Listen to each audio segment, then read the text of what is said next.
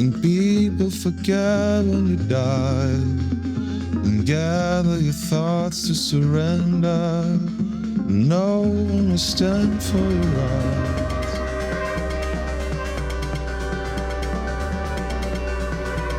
Take all the coffins to Poland, the smell of the burr and the tire. Take boys and girls into forest, the children will burn from the start. Pelas coisas que te inspiram, vamos começar por aí, porque tu estás há 20 anos nesta posição de Noise Earth e nestes 20 anos trouxeste-nos imensos ambientes com múltiplas sonoridades, mas sempre, embora tenhas feito muitas bandas sonoras para além dos teus discos, o ambiente é sempre um bocadinho como se fosse uma banda sonora, o que se sente quando se te ouve. Tu funcionas por ímpetos, ou seja, tens inspiração a jorro, quero uma coisa temática, quero passar este ambiente, ou é mais o que vai aparecendo? É assim, eu acho que é muito o que vai aparecendo, mas se calhar o que vai aparecendo acaba por ter um fio condutor, porque acaba por ser aquilo que eu gosto também de ouvir, não é? Sim. Portanto, eu acho que a nível de tema da música nunca há muito esse impulso. A nível musical e de composição musical, há dias em que eu sinto que de repente há mais qualquer coisa e há dias que estão mais vazios. Para hoje, para a letra, tu escolheste uma canção que tem, de facto, teve uma origem, teve uma história, teve um repto, não é? Ou seja, não me foi... Quando me fizeram uma pergunta, foi muito esta ideia de eu pensar, as músicas falam todas de alguma coisa, mas todas elas quase surgiram daquela forma como eu estava a explicar. E há algumas pontuais que não acontecem assim. Pronto, e a que eu escolhi... 2027, A Long Journey in a Little Train to Poland. E isto foi quando foste a Auschwitz. Sim, isso vem na sequência. Por acaso, quando eu vinha agora para aqui, vinha a pensar se a ideia da música me surgiu só lá. Eu acho que há muito tempo que eu queria visitar um campo de concentração, não para ver um museu de onde aconteceu não era uma coisa mórbida, terrível, mas não sei, eu gosto muito de história, não é gosto muito de história, mas gosto de perceber como é que a história aconteceu. Sim. E esses lugares que marcam, grande parte deles, os que ficaram, marcam momentos mais pesados e mais tristes, mas em relação a este, da Segunda Guerra Mundial, sempre tive muita curiosidade de conseguir perceber ou de conseguir sequer imaginar um bocadinho melhor estando lá. Mas é verdade que eu fui em janeiro, não deste ano, mas do ano passado, mas é verdade que quando fui, se calhar naquele mês, antes de ir, vi muitos mais documentários, não só da ascensão toda do Hitler, toda a questão social, o que é que estava a acontecer ou não. Depois há muitos documentários que não falam só do Hitler, nem da questão política, falam muito das pessoas que viviam, os militares que se juntaram, que não eram militares, o padeiro que de repente era o que matava as pessoas todas na fila. E portanto eu acho que todo aquele período foi assim muito dentro daquela história. E realmente quando cheguei lá, eu sou uma pessoa que normalmente até se emociona, quando estou a emocionar, quando estou a dizer emocionar, não é que tenha que chorar com as coisas, embora chore muitas vezes. És sensível. Acho que sim. Tens já flor da pele. Ou seja, parece que há os sítios têm assim umas energias. Há umas mais pesadas, que a pessoa parece que quer ir embora, há outros que, olha que fixe que está aqui. E realmente o campo todo, por muito que represente um período péssimo da humanidade, aquilo é realmente muito bonito.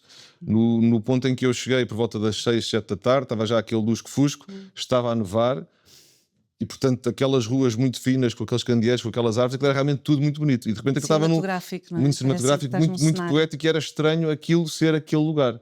Mas de repente, quando descemos lá a um género de uma cave, que tinham sido as primeiras experiências de câmaras de gás, e que fez realmente muita confusão, fiquei muito mal disposto. E não sei, e aí senti um bocadinho esta ideia de, se calhar, todo este peso que está aqui, eu podia tentar, de alguma forma, pôr numa música, até porque, claro que não é uma situação, se calhar, comparável, exatamente igual, mas estamos a ver uma fase da humanidade, muito complicada. Perigosa em relação à proximidade destes... Sim, eu acho que o mundo não está todo igual, ou seja, hoje em dia a pessoa consegue saber muito mais rapidamente o que é que se passa do outro lado do mundo, mas em certos exemplos isso nem tem sido motivo suficiente para as coisas abrandarem, não é? E portanto, de repente, a música foi isso, era aquele lugar, o que aquilo foi, a proximidade com o que me parece que está a acontecer hoje em dia, nesta ideia de que há os bons e há os maus, não obrigatoriamente porque os maus fazem uma coisa de mal, mas porque são diferentes, eventualmente, ou porque não são da cor das pessoas, pronto. Portanto, todo esse meu sentimento que já me andava a afetar da sociedade em que estamos a viver e do ponto atual, mais aquele lugar ali, mais tudo o que vi, tudo o que fui percebendo da ascensão política, tudo aquilo me deu esse lugar de... Era giro que isto fosse... Queres mostrar o tipo de sonoridade que foste... Sim, esta música depois acabou por ser uma das mais diferentes também do disco. Depois também tem esta brincadeira de este disco está...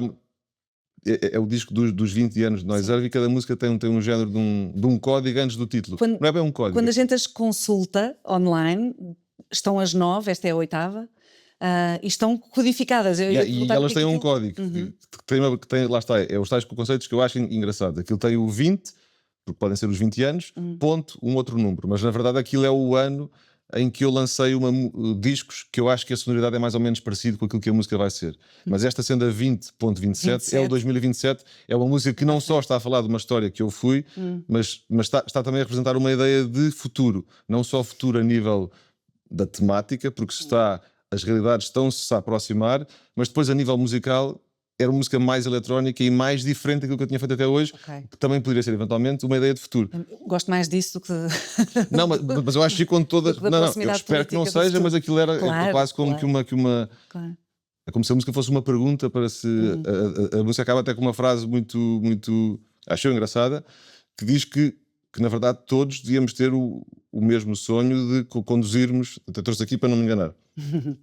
Ou seja, que todos temos um pequenino sonho de conduzirmos de carro de uma forma bonita pelo meio das montanhas.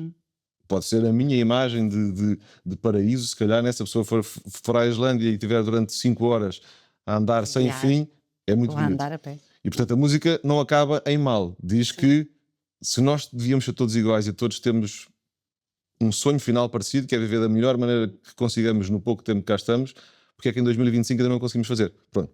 Mas a sonoridade, mostrando, pronto, isto é um objeto que é o que eu uso também para tocar ao vivo. Como a música é mais eletrónica e vive de muitos beats ou de muitos ritmos ao mesmo tempo, aqui é uma maneira mais ou menos simples de conseguir tocar ao vivo todas aquelas coisas. E a música ao vivo começa, pronto, tem aqui este primeiro.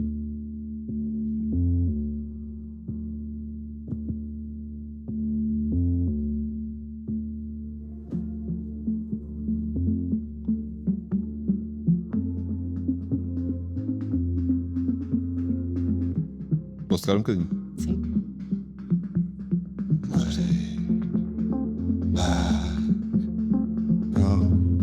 Esta parte tinha uma mensagem engraçada, que é a questão que eu acredito que acontecesse muito nas rusgas militares quando iam apanhar as pessoas às suas casas, que é esta questão do espera um bocadinho, agora arruma o que tens para levar e agora vamos. Vamos, pronto. E eu acho que todos estes comentários que eu via tinham muito essa coisa, e há aqui e em Auschwitz se sentiu uma coisa que na verdade nunca me tinha percebido muito. As pessoas quando chegavam lá, elas não sabiam realmente ao que é que iam, e muitas delas iam com malas porque iam trabalhar para aquele sítio. E depois há logo aquela divisão, é um campo de trabalho, até tem aquela frase mítica de que o trabalho cura, não é? À entrada. Pronto, e depois isto continua para aqui, deixa-me ver onde é que estava, pronto, depois continua aqui.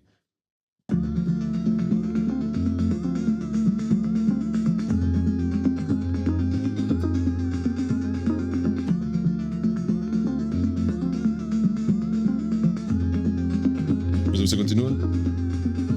Making a promise together, and people forget when you die, and gather your thoughts to surrender, knowing we stand for your rights. Tem esta sirene, que isto era dos raids da Segunda Guerra Mundial. Depois continua. Mas pronto, acho que ninguém que ouviu esta música percebeu que esta sirene que está aqui, claro que não fui eu que gravei porque não era vivo, mas tirei de um vídeo do YouTube Story que dizia que era a sirene das cidades quando os aviões estavam os raids. Acreditas que as canções têm mesmo esse peso transmissor, essa arma de poder acordar os outros? Dizem que de todas as áreas artísticas, dizem que a música é a mais imediata. Portanto, eu acho que a música tem sempre esse papel. E no meu caso, eu não me tento forçar a passar nenhuma mensagem. Aquela primeira frase acaba por ditar aquilo que a música diz, aquelas frases todas juntas ditam o que aquele disco disse. Sim. E aqueles 2, 3 anos em que eu fiz o disco, aquelas frases soltas deram os diversos temas que iam estando na minha cabeça. Portanto, acho que nisso tento sempre ser coerente ou honesto com essas mensagens que me vão surgindo e depois caminhar por aí. David, muito obrigada. Obrigado. Fiquei curiosa se há pessoas que têm caderninhos por todo lado.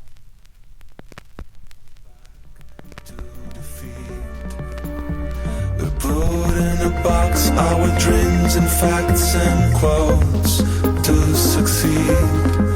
We're just a back on the road, a back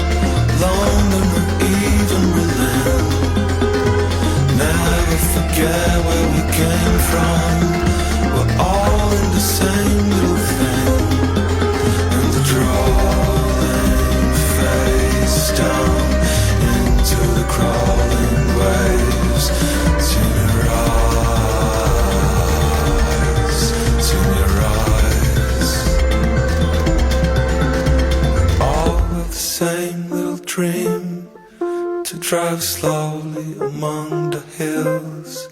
But in the year 25 was still failing to succeed.